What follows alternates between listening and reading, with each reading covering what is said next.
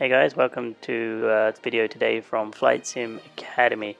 We're looking at the landing challenge that's current in Microsoft Flight Simulator 2020. It should be around for another week or so. We're very excited by the release of Microsoft Flight Simulator 2020. We're going to go through a couple of tips today to help you get your best score in the landing challenge. We're on the landing screen now. Once you open up Microsoft Flight Simulator, you can click on the landing challenge on the top right hand corner and it brings you to this screen.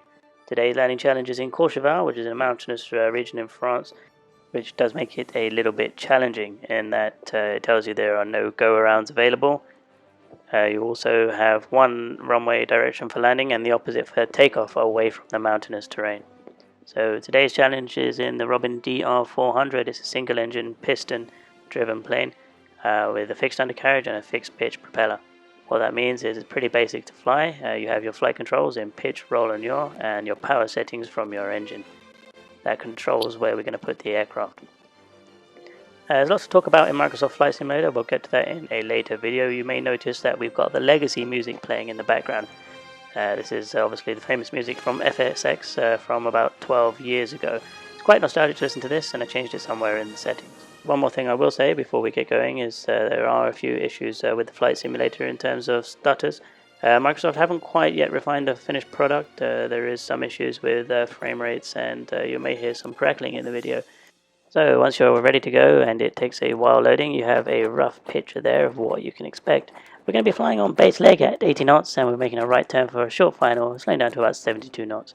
So it's there, we're landing on runway 23 with an elevation of 6,500 feet, or thereabouts. And when they release us, we're going to be at an altitude of 7,500 feet. So we've got about 1,000 feet to lose. What I would say to you before we get going is we're going to be doing VFR flying. And there's two landmarks which stick out, and that's the big mountain in front of us when we're flying perpendicular to the runway, when we're flying on base before we make our right turn onto final. And the built-up area on our right-hand side, which will be on our right-hand side when we turn final. Another thing I will mention is when you do get the challenge, the visibility and the view when you start the challenge is not as good as the picture you have here. That makes the airport harder to see. So the first step is to bring up the VFR map. You do this by clicking at the top of the screen in the menu and clicking on VFR map, and it pops up in the top left hand corner and you can move it around and change the size of it. That will show you your position relative to the airfield and the landing runway. So you can use that as a quick guide to help find the airport. The other thing is, you'll notice when we do start flying, I've changed the camera view to the camera on the tail looking down at the aircraft. This makes it a lot easier to fly. You've got a much bigger view, but more importantly for the landing challenge, it shows you where your wheels are so you can time your flare and your touchdown correctly. Okay guys, as soon as you're released, as I mentioned before, pull up the VFR map and change the view to the tail view. That gives you a good picture and helps you find the runway. Once you've found the runway, you can start your turn on to final. You'll see here, I put the flaps down to 60 degrees. That's quite a lot of flap, which gives a lot of drag. And what I have noticed when you put the flaps down to 60 degrees on this aircraft, the aircraft cannot fly level, you must be descending.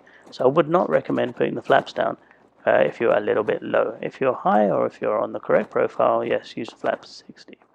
So guys, once you've made it to final, you have to get the correct profile down. The technique I'd recommend is using the aiming point technique. If you take the little aerial on the front of the aircraft and you put that over the threshold, you will end up at the threshold. Unfortunately here I ended up a little bit high, so what I'm doing here is what we call in the industry a dirty dive.